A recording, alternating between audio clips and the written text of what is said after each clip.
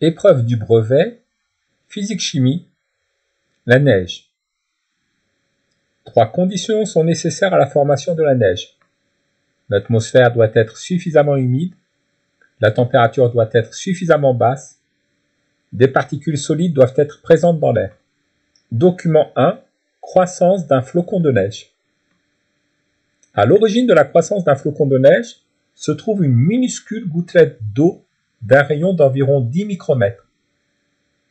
La solidification de la gouttelette en un noyau de glace, aussi appelé noyau de condensation, est engendrée par la présence de fines particules solides. Ensuite, les molécules d'eau présentes dans l'atmosphère se fixent à la surface du noyau de condensation. Ainsi, le flocon de neige croît jusqu'à atteindre une taille de l'ordre du millimètre. Les flocons de neige possèdent 6 branches, car les molécules d'eau dans la glace s'organisent à l'échelle microscopique selon une structure cristalline hexagonale. Question 1. Donner la formule chimique de la molécule d'eau et décrire sa composition. La formule chimique de l'eau est H2O. Une molécule d'eau est constituée de 2 atomes d'hydrogène et 1 atome d'oxygène. Classer par ordre de taille croissante les 3 objets. Flocon de neige, molécule d'eau, atome d'oxygène. Nous avons vu qu'une molécule d'eau était constituée de 2 atomes d'hydrogène et d'1 atome d'oxygène. Donc, la taille de l'atome d'oxygène est inférieure à la taille de la molécule d'eau. Un flocon de neige est constitué de plusieurs molécules d'eau qui viennent se solidifier autour du noyau de condensation. Donc, la taille d'une molécule d'eau est inférieure à la taille d'un flocon de neige, sachant que le flocon de neige est constitué de plusieurs molécules d'eau. Un flocon de neige est constitué de plusieurs molécules d'eau, donc la taille d'un flocon de neige est supérieure à la taille d'une molécule d'eau. Une molécule d'eau est constituée d'un atome d'oxygène et de 2 atomes d'hydrogène, donc la taille d'une molécule d'eau est supérieure à la taille d'un atome d'oxygène. D'après certaines observations, il semblerait que les précipitations de neige soient plus fréquentes dans les grandes villes que dans les campagnes environnantes. Parmi les propositions suivantes, identifiez l'hypothèse qui permettrait d'expliquer cela. Grand A, les températures sont plus élevées en ville qu'à la campagne. Grand B, l'air atmosphérique est plus chargé d'humidité à la campagne. Grand C, l'air atmosphérique des villes est plus pollué, notamment en particules solides. Grand D, l'air atmosphérique des villes est plus riche en dioxyde de carbone. D'après le document 1, la solidification de la gouttelette en un noyau de glace est engendrée par la présence de fines particules solides. Donc, les précipitations de neige sont plus fréquentes dans les grandes villes que dans les campagnes environnantes, car l'air atmosphérique des villes est plus pollué, notamment en particules solides. Ces particules solides vont faciliter la solidification de l'eau.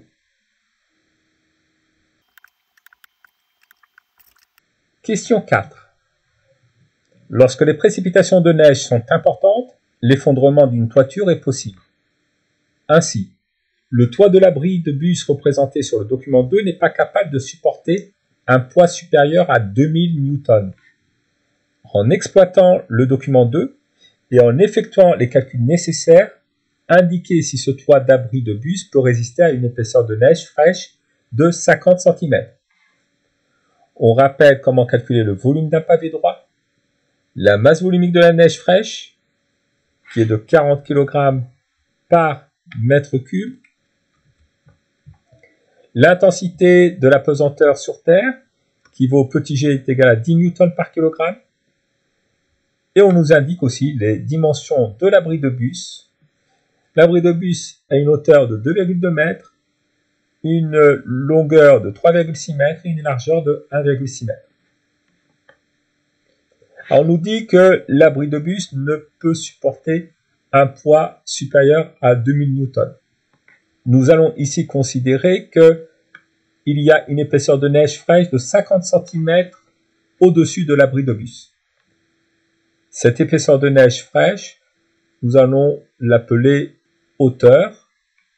Nous allons considérer qu'une hauteur de 50 cm de neige est tombée sur l'abri de bus. Cette neige va former un parallélépipède rectangle de longueur 3,6 mètres, de largeur 1,6 m et de hauteur 50 cm, c'est-à-dire 0,50 m. Calculons tout d'abord le volume de neige auquel cela correspond. 0,5 multiplié par 3,6 multiplié par 1,6, cela nous donne 2,88 mètres cubes.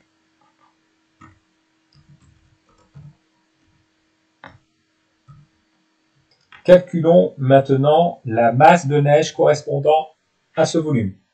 Pour cela, nous avons besoin de la masse volumique de la neige, qui est de 40 kg par mètre cube. Donc, la masse de la neige s'obtient en multipliant la masse volumique de la neige ρ par le volume de neige V.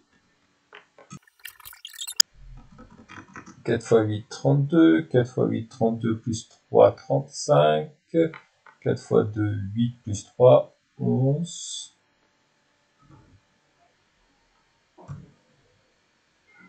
Cela donc correspond à une masse de 115,2 kg de neige. Le poids de la neige,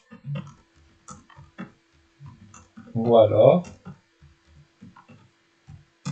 P égale à la masse de la neige multipliée par l'intensité de pesanteur, petit g. P est égal à 115,2 multiplié par 10. Cela nous donne 1152 newtons. On nous informe que l'abri de bus n'est pas capable de supporter un poids supérieur à 2000 newtons. Si 50 cm de neige tombe sur l'abri de bus, le poids de la neige, qui vaut 1152 newtons, est alors inférieur à 2000 newtons. L'abri de bus peut supporter 50 cm de neige fraîche.